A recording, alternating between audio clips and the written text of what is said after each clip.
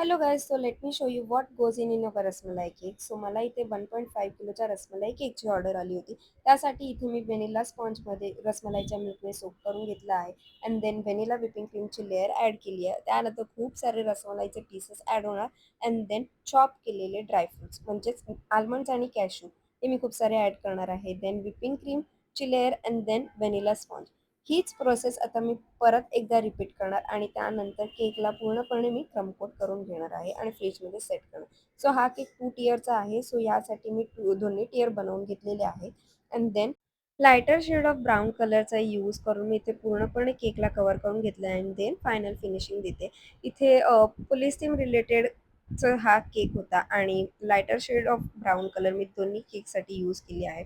So इथे 2 टियरचा cake असल्यामुळे मी आता सेकंड टियर केक आहे तो इथे स्टक करते. आणि हा पोलीस थीम रिलेटेड होता त्यामुळे इथे कटआउट यूज केले आहे आणि रिटायरमेंट थीम होती.